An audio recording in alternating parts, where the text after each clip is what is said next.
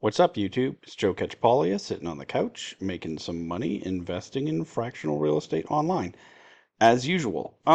Yeah, so a couple of things. Before we get started, I wanted to mention today is, well, you'll probably see this on Thursday, Friday morning, 10 o'clock Central, 11 Eastern. We're doing a Fractional Friday. I'm doing that. That's a YouTube live with Mark the Financial Firefighter. We'll also have Matt, I can't think of his last name, maybe Hints, the co-founder or founder of Saul's Lot. He's I interviewed him quite a while back on my channel, but I think, we'll have a lot better questions and his site's a lot further along. So if you have questions for him, if you're not going to be in that, in the chat for that live, then just send them to me ahead of time, and I'll try to get those questions answered. Um, the other thing, a couple of things, I wanted to, I've mentioned I'm working my way of getting off of Lofty. Obviously, that's going to take a long time. And I also, when I did that video, I told you I reserve the right to change my mind about it. I'm still going to do due diligence on every new property that pops up because, just because if I have the set take that I do on it, doesn't mean that there won't be one that'll be attractive in the future. But also, I wanted to mention since then. So yesterday, was it yesterday? Yesterday, I think, maybe the day before. Jerry got in the Discord, um, and said a couple of things that I agree with, which does it's you know that I don't always agree with a lot of stuff, and so I want to give credit where credit is due. I think a couple of things he said I want to just point out. One, he mentioned, I think when a DAO sells a property and it winds down, it should just be pure cash. This is one of the things that like really started to worry me is when, you could sell a property, you're trying to end the DAO, and then there's a vote to move your cash to another DAO. He mentioned, he's not going to let the Leclerc DAO do that if it doesn't buy that property. They're just going to refund cash. And then also, said the same thing about Odom, right? And so I think it's a very common sense thing. I mean, that's my take that should be how the platform operates. And so I was very glad to hear him just come out and say, yeah, that's how it should be. He did say, his team was still thinking about, if there'd be some difference in the future. And then part of that discussion, he actually acknowledged, like, there should be some or they at least need to think about some types of limitations on what the DAOs can do. He mentioned how there are certain DAO members who, for religious reasons, can't have debt, and so when you have these properties that have no debt, and then you create debt, that causes a problem. And so, what I think, that question is unanswered, right? Like, how are those questions going to be addressed? But I thought the winding down the DAO, the selling the property outright in that, and then that should just be a cash distribution and redemption through the system. I thought that was a really good answer. The other thing that he actually, and this was quite a bit of back and forth in the Discord about the universal lending DAO, but it's the first time that I saw him specifically say, we paid out money that we shouldn't have, and we will reimburse that because that was our mistake. He's sort of said that in the past, but he's never said it without some sort of caveat or like maybe or it's one of the options. And so I was really glad to see him just come right out and say, no, that is what we're going to do. Now, obviously, I would have liked this to happen a long time ago. Um, but I think it's great that he's finally come out and said that because I think it's the right answer, right? I think as a company, if you make a mistake and it's harming your customers financially, just coming out and fixing it, with your own funds, um, it's the right thing to do. It's the way I would try to handle it in my business. So those two things, wanted to just throw that out there. Uh, it was really weird, seeing him just say things that I completely agree with. A lot of times when he jumps in the Discord, I'm just frustrated with some of the stuff, and so just want to give credit where credit is due in those. Okay, obviously today's video we're looking at 84 Madison Avenue. This is the most recent launch on Lofty. Um, there is not a whole lot of volume to be had. So, okay, there's 97 tokens being listed at $60, right?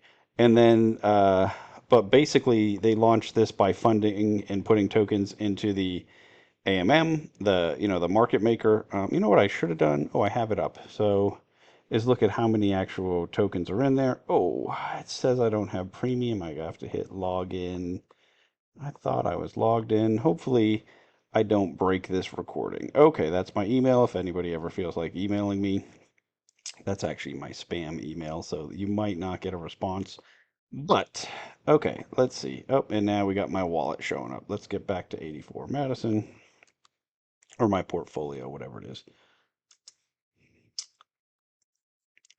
There we go. Okay. Hopefully I don't have to do that each time I go into these. So we can see how many, yeah, 157 tokens started off the pool, and there's 152 in there. So there's five that have sold out of it so far. Is that it? $251 in buys so far. Yeah, so not a whole lot of action yet. I actually think so. They brought this to the platform in a way that I think makes a lot of sense. This is Earl, and it looks like seven other investors based on the. I think they even say that in the listing. Yeah, Earl and seven others. They bought this property. They did a rehab. They're launching it, but they don't have like a bunch of extra tokens that they're trying to sell out, right? Like it's only if that group that is invested in this together, any of them that want to sell some tokens are going to go ahead and do that. But it's not, they don't have this huge pile of equity that they're trying to sell out. Um, and they did it, and they launched it. Although there is an order book, there's a limit order. If people want to pay 60 for these, really, the action is starting right away with a liquidity pool. Um, I think this is a better use case for Lofty, right? If I'm out there, I'm doing deals with a group of partners and I want to use them. I'm using Lofty's system in order to, share the funds across the other partners, right? And then also make it so that in the future the liquidity is available for us. But I'm not using it as just the primary capital raising tool. I think it makes a whole bunch of sense. One, because obviously it's a group that has worked together to this point. Um, Anybody who buys into this, you're not going to have a lot of sway, right? So you know who your partners are going into it, for good or bad, depending on whether or not you agree with them. So I don't know. I think this is interesting, an interesting way to do it, and I think all of these people were already Lofty investors. I'm not 100% sure if that's the case, um, but at least some of the at least many of the others are, and so um, yeah, I think that's a way. They're not counting on this selling a whole bunch right away, but they don't need it to, right? And so I don't know. I think it's a good use case. They're doing a couple of things a little different. They're also having the DAO pay the mortgage. Again, I think that's the right way to handle this. Now, there is a note. Wesley Babcock is one of the owners, and it looks like when I looked at the spreadsheet that he might be the largest owner in this. He's the guarantor on the mortgage. If you look at the mortgage doc, if he's going to continue to make sure the mortgage gets paid. It's not really clear the way it's written here, but I checked with them, and what the plan is if there's a month where it does, if the property's not creating enough, he'll still make the payment, and then we'll get reimbursed when the property makes some money. So it's sort of, you're getting the benefit of a little bit more protection in the times where the DAO cannot pay the mortgage. Now, just like I've always mentioned, okay, we have to figure out a little bit about who he is, and do we think he's somebody who's going to be able to make those payments in the absence of the DAO being able to do it. And I don't really know. I did look him up on LinkedIn. You can find him pretty quickly. Google the name, and it didn't take me very many tries to find the right person. I'll let you do that on your own, though. It is somebody who is active in the Discord as well. So um, I'm not going to link his LinkedIn just in case he doesn't want everybody to contact him. Um, but let's see. Yeah, so whether or not he's able to, how capable he is of backstopping that in down months, I don't know. And that's one of the things that we always have with this. And so because of that, I'd like to see a fairly large reserve.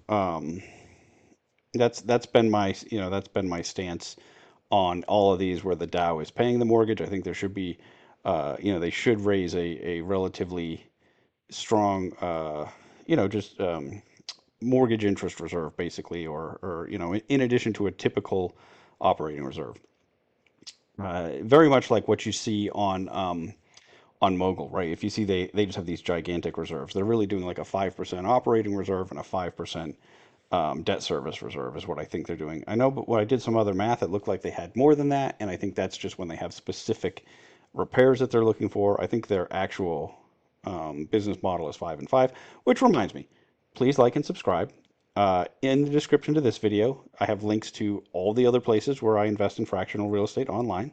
Some of them give you some free money when you do it. Some of them don't. Some of them say they do, and they don't actually.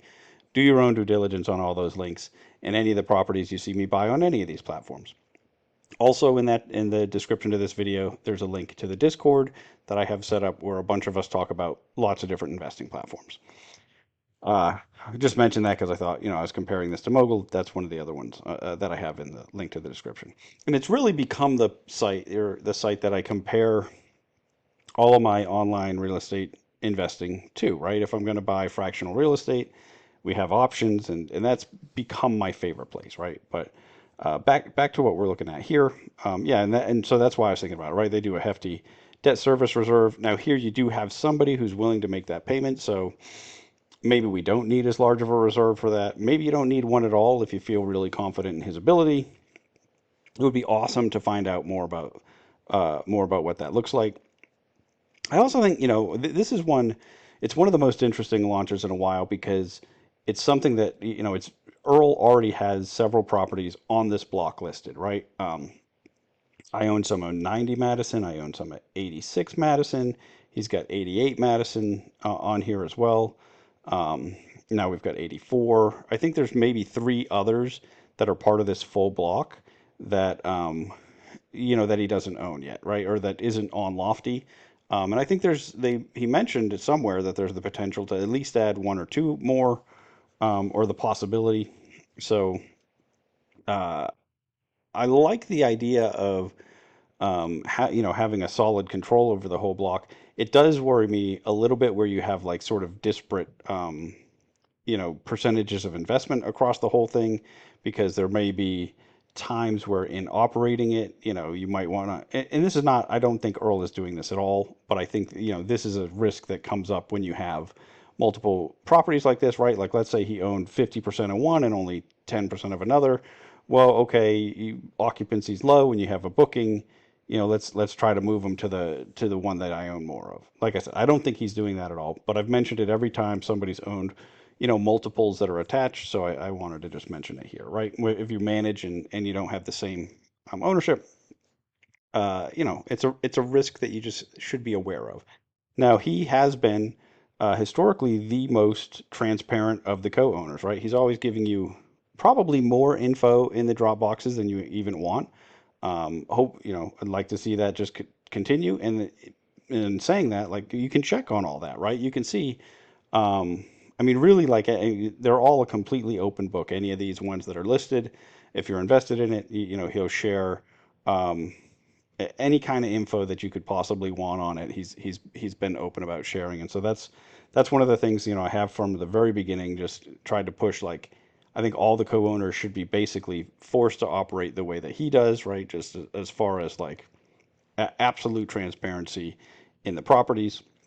The other reason it's interesting that we have all these other ones is we can really look at the performance of the other properties on the platform to get an idea of where we think this is going to be. And I'm going to do that. I open those up. I've got them open in Lofty Assist so we can actually see trailing data.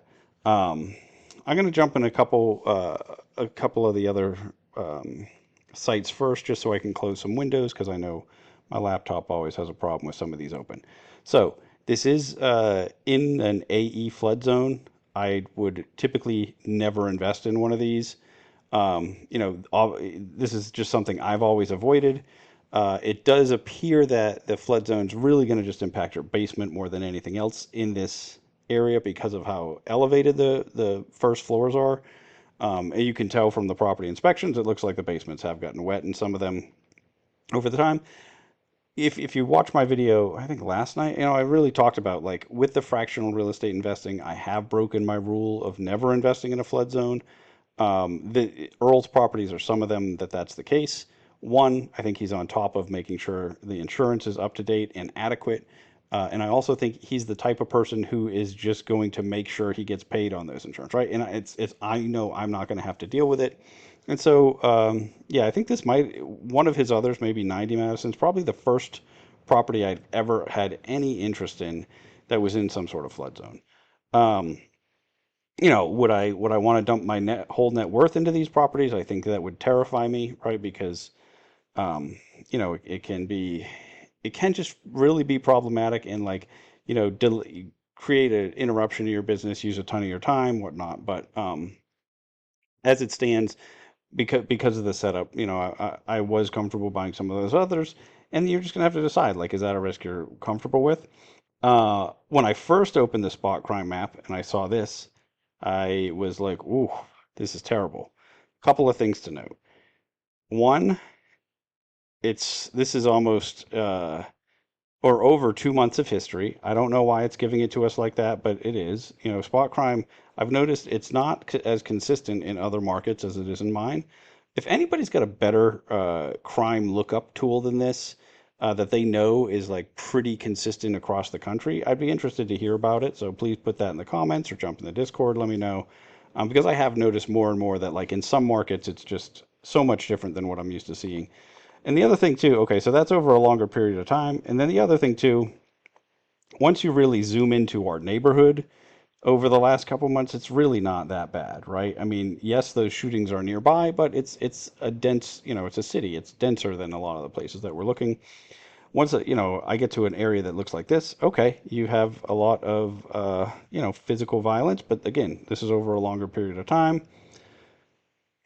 This worried me much less once I realized these two things happening, right? And yeah, so okay, we have I couldn't think of what it was called. We have 5 assaults like right nearby, but again, over several months, and we're not even that close, right? Like once we really zoom in, um, yeah. So I don't know. Again, I was okay with this, but it's something that you want to think about, right? It is, especially when you zoom when I first opened that page, I just could not believe it. You close that though. Um, I want to get into the valuation a little bit early. So let's see. It appraised, I think, for 335. Let's see. I wanted to point out, because I've complained about this on everyone, that the appraisal, the client is the Dow.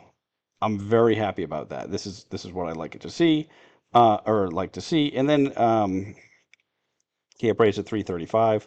Let's see. And then, they said the purpose of it is, they actually put it in two different places to figure out. They don't have any. I don't think, now that I say that, I want to just double check, but I'm pretty sure there were no hypothetical conditions. Yeah, it's as is appraisal, not subject to completion, not having any hypothetical conditions. Um, it's a very clean appraisal. It does say, just for their own internal um, decision making, which makes sense because it is the DAO itself. I haven't really thought through, like, okay, well, if the DAO is the client, um, because it says the client's personal use. Well, obviously a DAO, it's not a person. I mean, I guess it is technically a person, not a people, but a person, or not a human, right? Like when you look at entities, in certain instances, they're considered persons. Anyway, um, I'm just happy with this, right? I think it's much more clean than what we've seen from other appraisals. I was glad to see, like I said, that they listed it as the client. Um, and they do have an income approach that's at 357.5, but they stuck with the sales comparison approach as their primary approach, because that's how you typically do residential properties of this size. And they said, I think they were saying like that it's a more reliable indicator. But so anyway, I was pretty happy with that. But so okay, so we've got 335, and then we're adding 5%. Okay, and then we had another 40,000. So where did that come from? Um, One, this is the breakdown of the different ownership, the capital from the different investors. So you can find this in the Dropbox, but you can see, okay, they have all the furniture, $21,300 in furniture. They did give us a full line by line item of that if you want to look into that. I think it's actually to furnish two full units for what they're doing. That's a lot cheaper than I've seen people spend than to do an Airbnb on a single home. Um, and then, closing costs, they paid a lot of points, under all these fees. So this is all the fees from the loan. There is, the cost of two appraisals, right? The one, I think they had the cost of two appraisals, I thought. Um, no, I don't see it, but the Lofty appraisal, I really thought that I saw one for, oh yeah, up here. Okay, so this was the appraisal when they actually bought it, and this is the Lofty appraisal. I don't love getting charged for two appraisals, but at the same time, I understand them, capitalizing the full expense of purchasing that property. Um, obviously not the end of the world. Probably is, do they do an inspection up here too? I didn't even notice. Um, I know they did two inspections. I'm not sure if they put the cost both times. So it was 500. Looked like it was the same person too. I'm not sure. If that really mattered to you, obviously you could spend a little bit more time and look it up. I think obviously it's $500 on this whole investment is not a huge deal one way or the other. Okay, so yeah, I mean, so at 391, you're paying considerably more than the 335 appraised value. They purchased it at 260 and then spent some money rehabbing it, right? And then uh, I don't know that I found the full rehab budget. I found, but it's not necessarily um, applicable, right? Because like what they spent on their rehab is kind of their business. Because if they bought it, rehabbed it, and are listing it, if they're making a profit on that transaction, well, I would hope that they do make a profit on that, right? I mean, that's this process. I think they bought it last year. They've taken risk and had capital involved, and so yeah, I mean, hopefully they make some money on that, but at the same time, so that's why I'm not so concerned with what they actually spent to get here, but is our value good? Okay, so we got the appraisal. When we look at the third parties, I think the Zillow and Realtor and Redfin. Zillow thinks it's significantly less, right? But I think all they're doing is saying, okay, it sold at 260, and this is how much properties have gone up in that time. So okay, it's worth 265. Well, so that completely ignores the fact that it's been renovated. Estimated range gets us, okay, the top of their range gets close, but it's still not quite where we are. Um, so I don't know. Are we pushing the value, a little bit? Maybe. Realtor looks like they did the same exact thing, but it's even weirder because it's like below what it sold for. I don't know if they have price trends going a little bit differently than Zillow has. I guess they must. Um, and then we've got Redfin, who puts it at 332,600. It's really interesting because this is very close to what it appraised for, and so I don't know. Um, how they're doing so much better. It's kind of interesting that they are so much closer to the appraisal. Obviously they're saying, yeah, it went up 73,000 since it was sold. Well, why did it do that, right? Like, I don't know if it like knows that it got renovated. I'm not really sure. I thought that was pretty interesting. And then their range is, a range that looks much better. Um, One of the things I wanted to point out, so it says 5 beds, 3 baths, right? And this description is actually a little bit off. It says it's a 5 bedroom, 3 bathroom apartment. It's not, I think they mean apartment building, but they're just saying it's a 5 bedroom, 3 bath apartment. It's not one apartment, right? It's a duplex. And then they also have the potential to turn the attic into an additional unit. It seems like I think that they had some work done to that already, and they had some issue with permitting. So it's got to be permitted, built out, and then have um, a capital call to furnish it and list it as a short-term rental. So there's some upside there. Now, what that's going to cost relative to the upside, I'm not sure. Um, I have kind of the same complaint that I always have about these property listing pages is I'd like to have like just way more detail on what the plan is, what the situation, a little bit of a paragraph of like, okay, instead of just one line, like, okay, we could turn the attic into this, like, we expect it to take X amount of dollars, and then we think, whatever it is, I'd love to hear about it a little bit more. But these listing pages, they just don't give you, I mean, I guess you can just write whatever you want, but it's, you just end up with kind of a wall of text if you do it that way. Um, but I always want to know more than less, right? So I'd love to know a little bit more about that. Let's see. Took a little bit of time walking around. It is right by the highway. I don't love that. Obviously, though, the rest of these are operating already. And again, I mean, this is why it's really interesting to have it right by these other operating ones, because I think you can sort of look to those more than anything else to see, like, well, what do we expect to go on here, right? I mean, um, it's the same person running them, or the same team. It is similar properties, similar ages. Some of them have more or less units, so it's not going to be exact. Um, Oh yeah, you can also, check out the Airbnb listings. They look pretty similar, as far as like the quality, the way as the other properties, right? Um, as you might expect. They are very old buildings. Um, and so I would encourage you to go through, what is this one? Yeah, go through both. So they have a before and after inspection. They did an inspection before their rehab and then one, before they listed it on here. So you can see like this is something that was addressed. You can see it in the next one.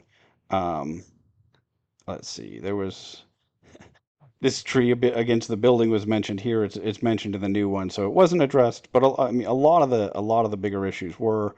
There are still some outstanding. One of the things that you can kind of tell is that like inspectors just always want to give you something. So like there's some stuff mentioned in the new one that wasn't necessarily outlined in the old one. I would look at every single part of it though, right? You really want to dig into it. Um, I didn't notice this picture in the new one. I don't know if this was addressed or covered up. Um, Even though we do have both inspections, again, I'd love to have them go through and be like, hey, these are all the things that we addressed. Uh, I have talked about this before. I really don't like cast iron pipes. Obviously, a building this age, that's what you're going to have until it has to be replaced. How old exactly is this? I don't remember. Oh, and I closed the tab where I'd see it. But anyway, um, old, right? I mean, old, especially like being in Texas, like stuff that's before the 2000 we consider old. So this is like really old. But yeah, this is in the basement. It does look like they get water in there sometimes. Um, those are things usually if I'm going to buy one with cast iron pipes, I'm going to get a sewer scope.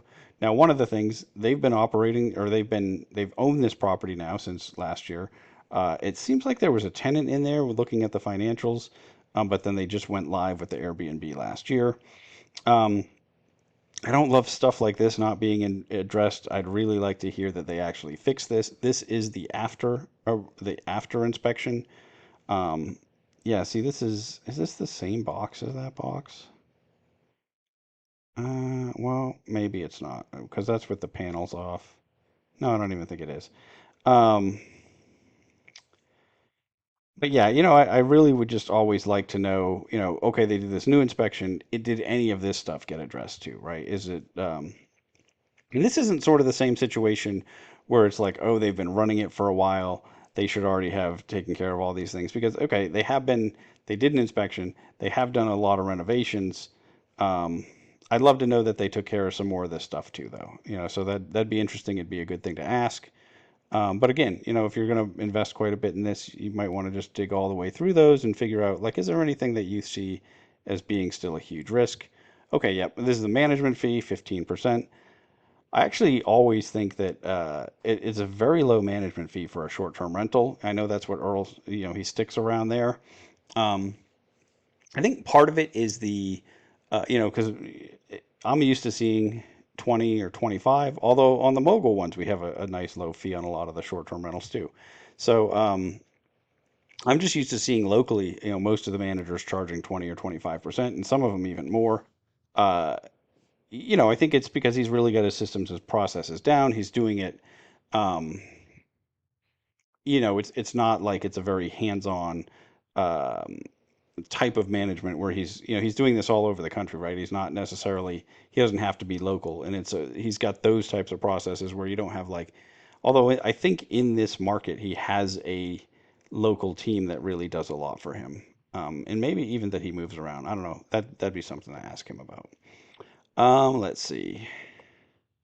Oh yeah, this is the floor plan for the attic. Um, I'd love to just know more. Like, okay, how far are we from actually getting that done? What's it going to cost to finish? Um, that sort of thing would be great to know if I'm going to look at this attic as upside.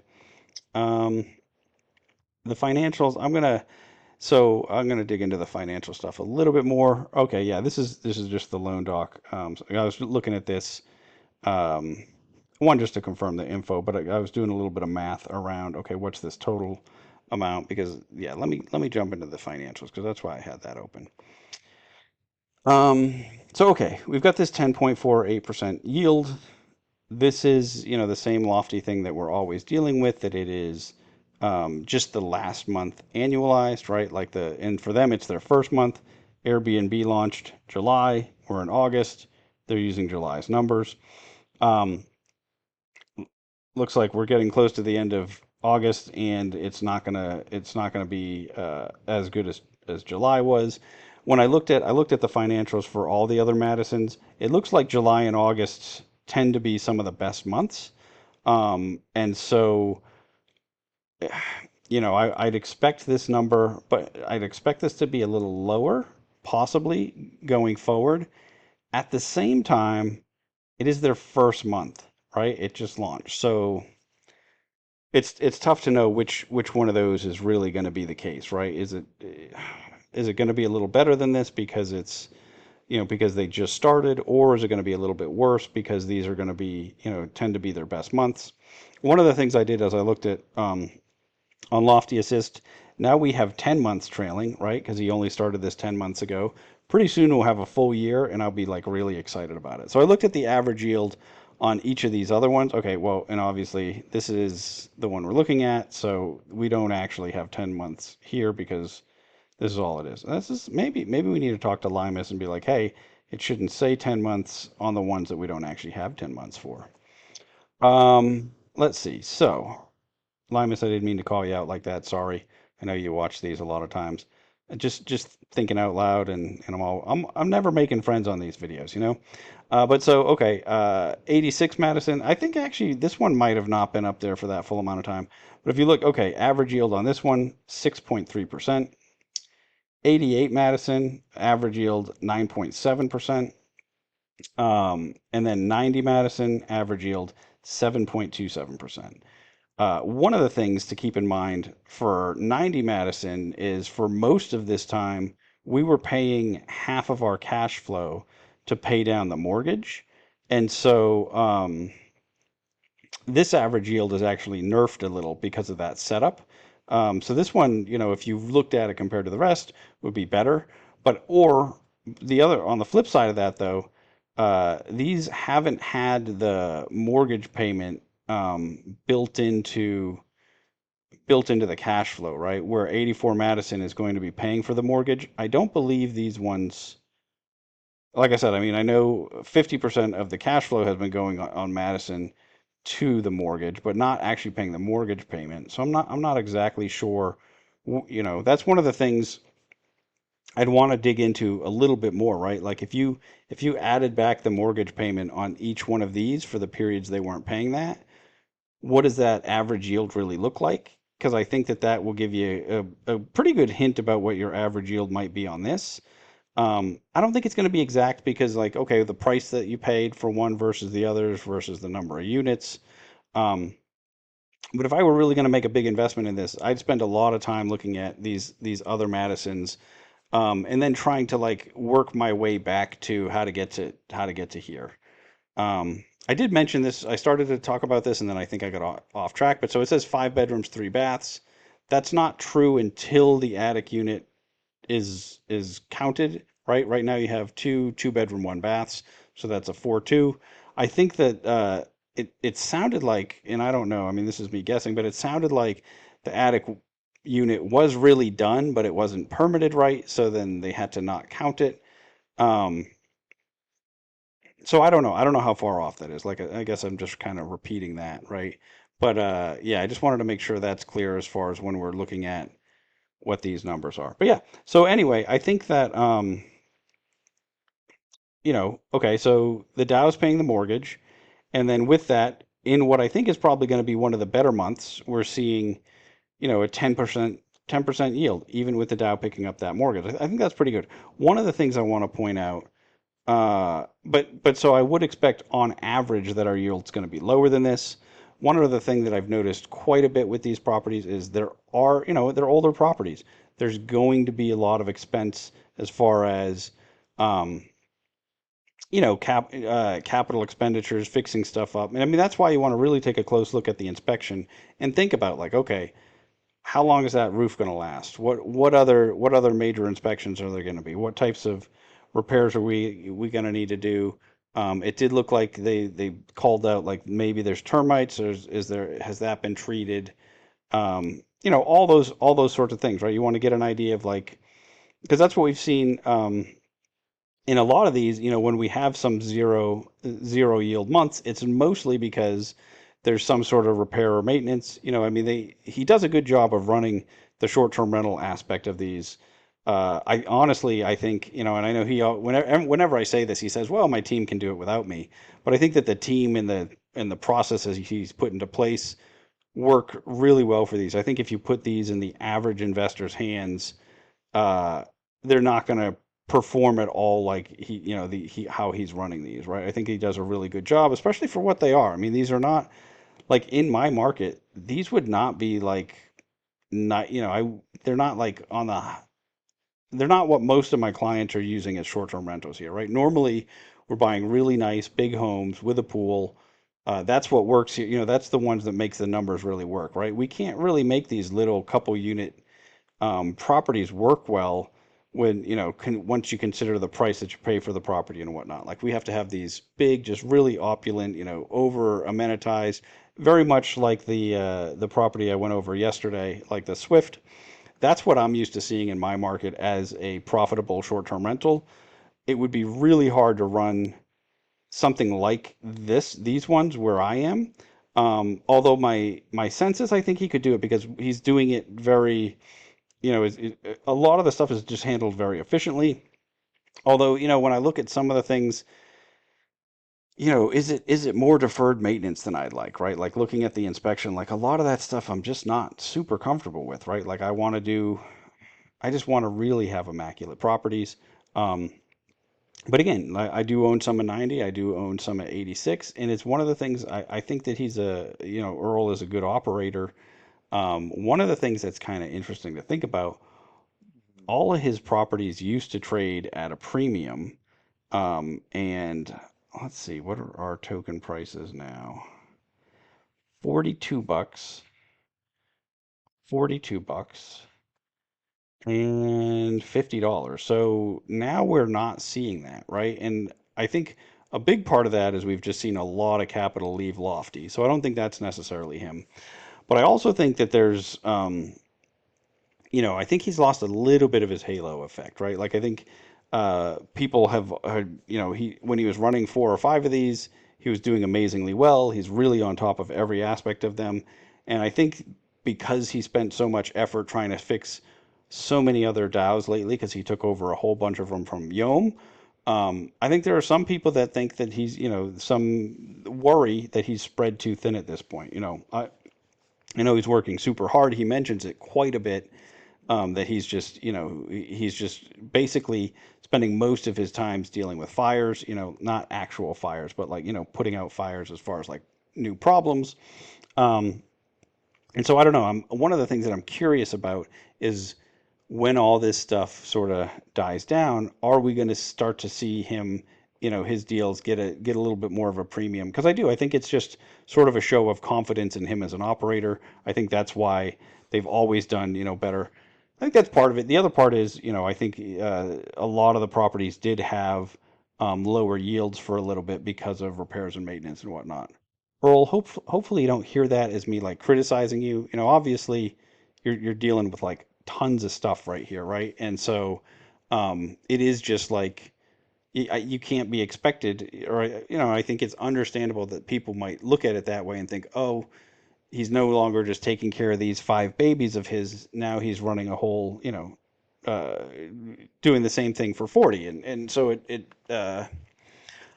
it seems to have eroded some confidence in some people, right? And so I don't know. I think that probably once that's all, um, all wrapped up and everything is moving along well again, which I believe at least, obviously some of the DAOs have to, some of the properties have to just be gotten rid of completely, and there's a lot of that going on. And then some of the others just have to be stabilized. My guess is sometime in the future, once that's happened, we'll start to see these have a real premium again. I'm hopeful anyway, because I do, like I said, I own a couple of these, right? I own 90 and I own 86. And I haven't, honestly, my mind hasn't been changed about like how he's running these at all. And like I said, I mean, he says it's like his team is just really locked in, and he doesn't have to interfere very often, just certain things. So yeah, I'm pretty confident, especially I mean, of these, 90 is really my favorite. It's because for a long time it was already paying down its own mortgage and still, creating a good yield. I think I've heard him say that 88 is his favorite, and I think it has maybe more units. I'm not sure.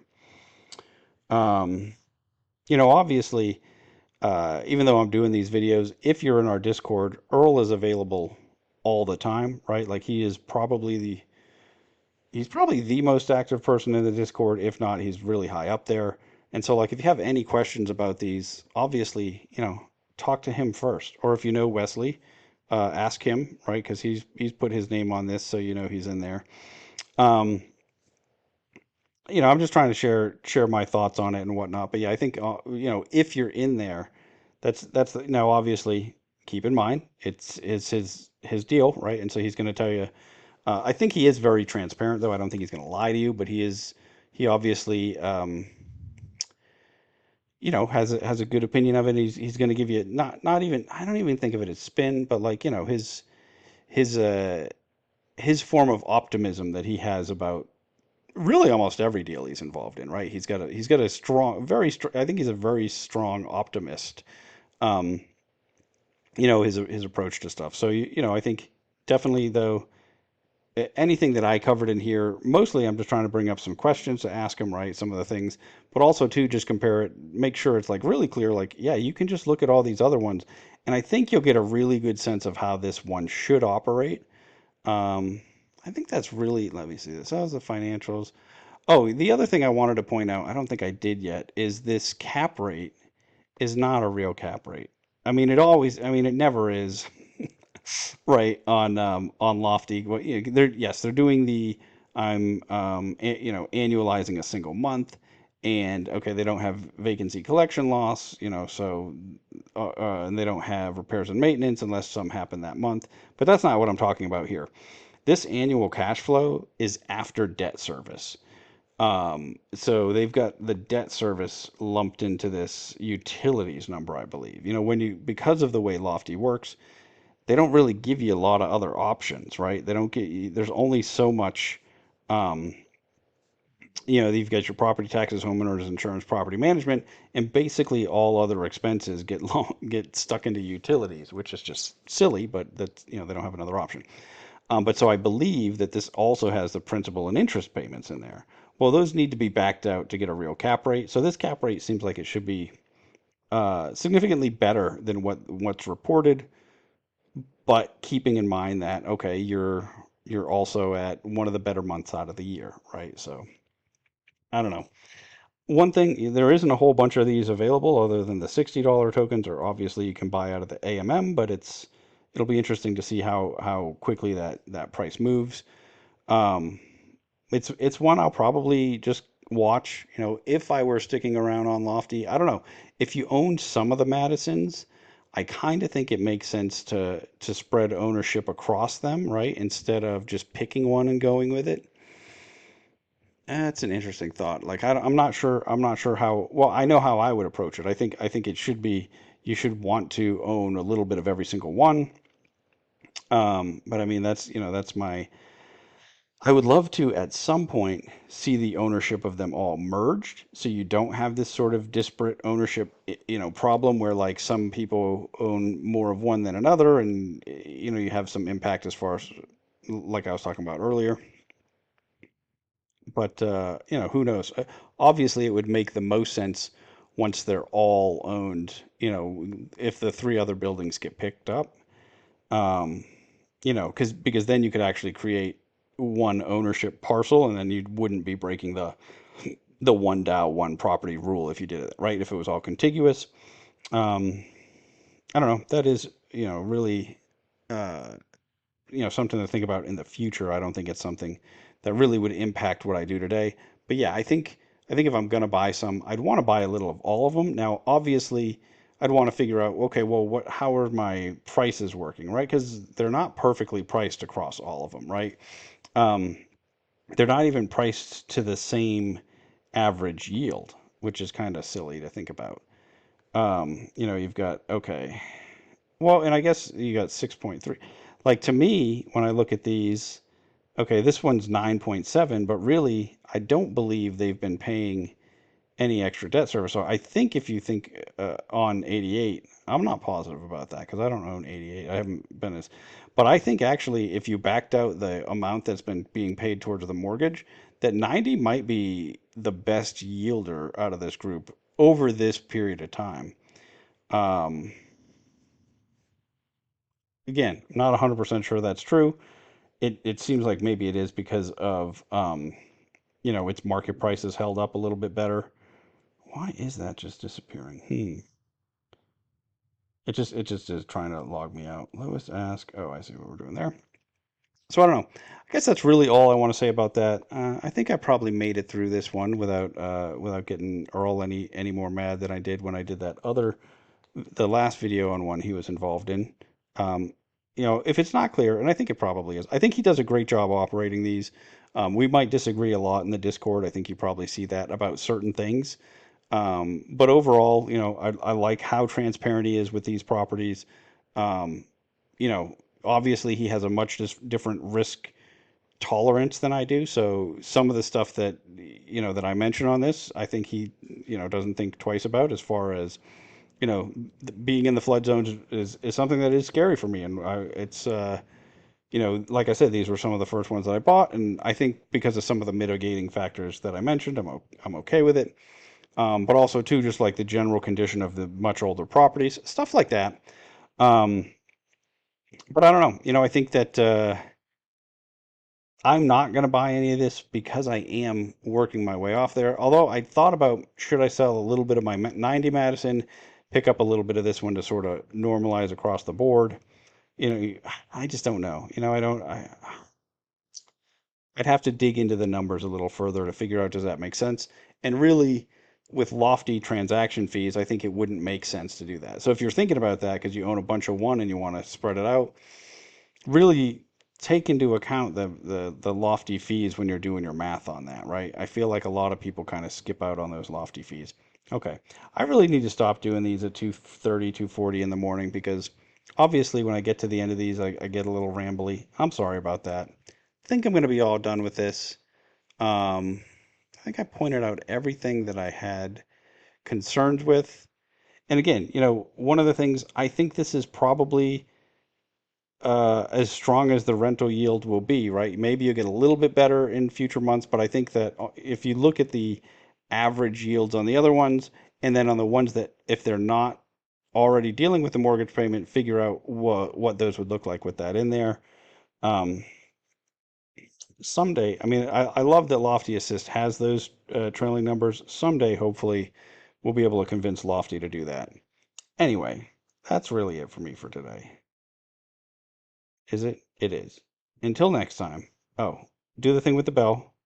Tickle the like button. Until next time, I'm going to keep making mistakes so that you don't have to.